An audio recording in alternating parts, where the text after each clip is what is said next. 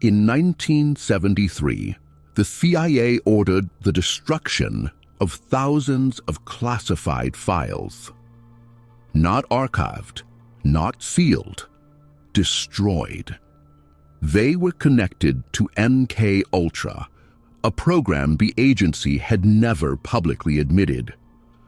Boxes were removed from storage, internal memos, authorization letters, experiment logs, financial records, shredded, burned, erased. The explanation was simple. The program had ended, the records were unnecessary. But the timing was not simple. Congress was increasing oversight. Investigations were approaching. Public trust in government was collapsing. And someone inside the CIA decided those files could not survive. This was not routine paperwork. It was containment.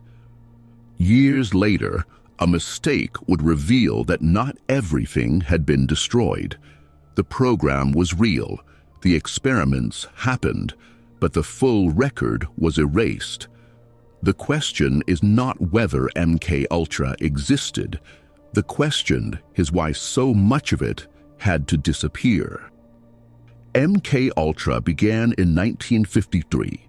It was approved by CIA Director Allen Dulles. The Cold War was intensifying.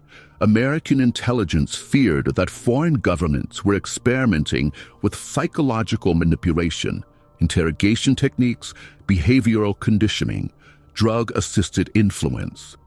Reports from the Korean War suggested that American prisoners had been subjected to unusual psychological pressure. Inside the CIA, the fear was taken seriously.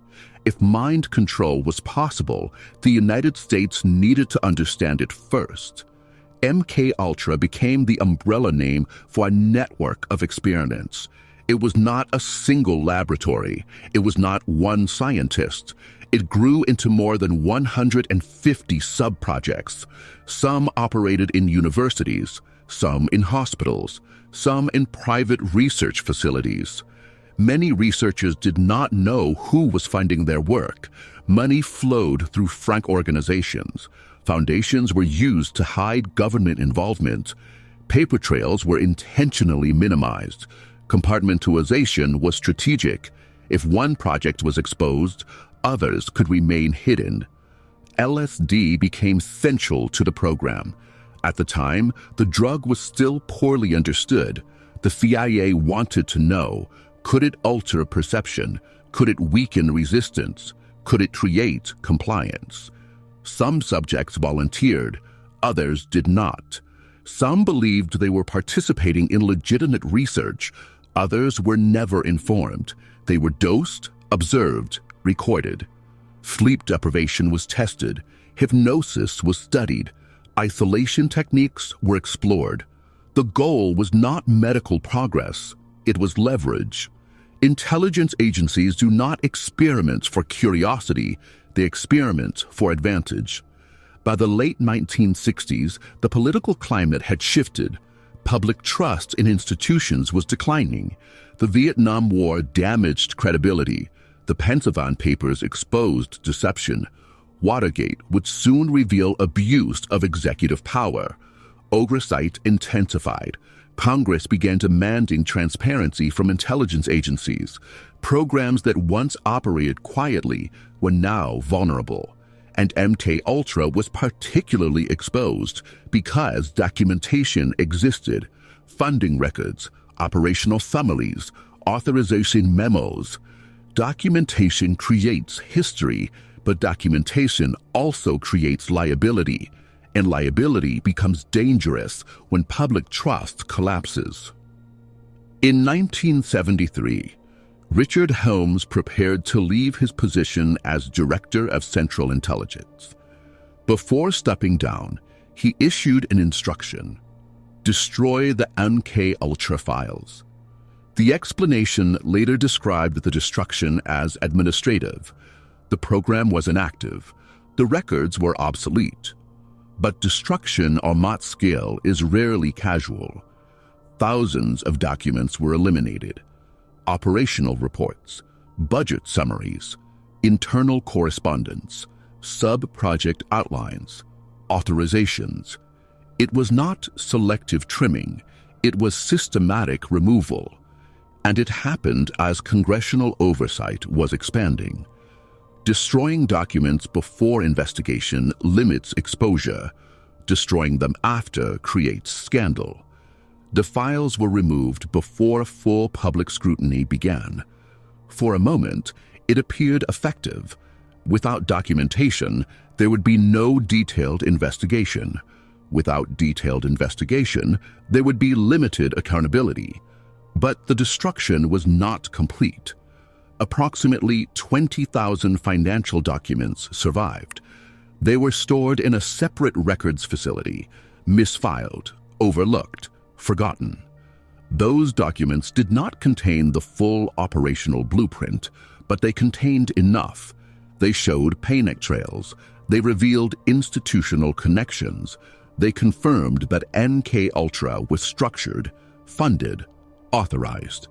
The erasure had failed to eliminate proof. In 1975, the United States Senate launched a sweeping investigation into intelligence abuses. It became known as the Church Committee.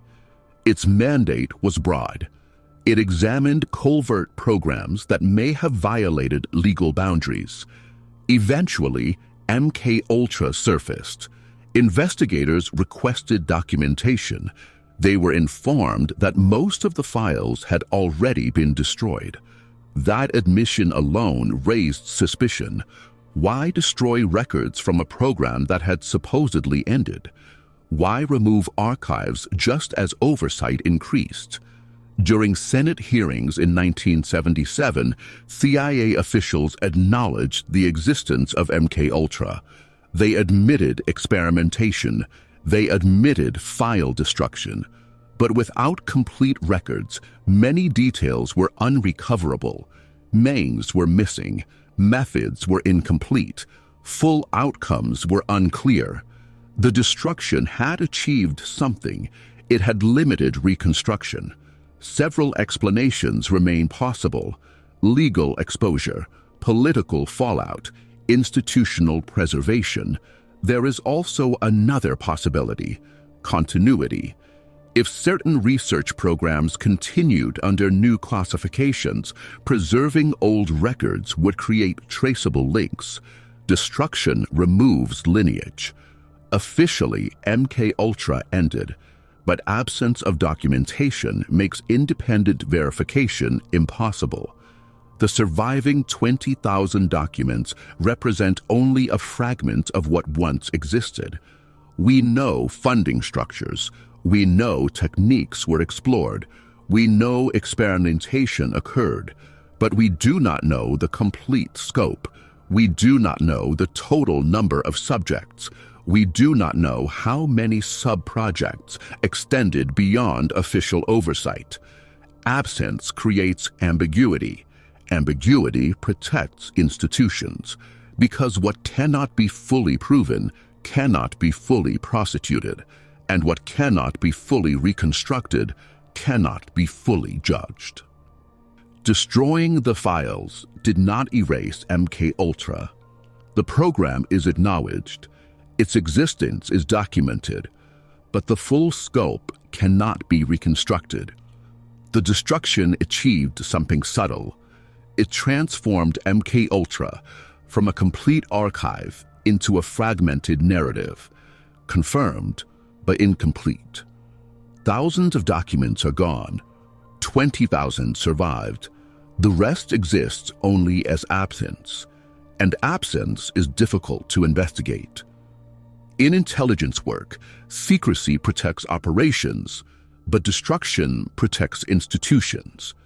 In 1973, an institution protected itself. The files were erased. The program remains.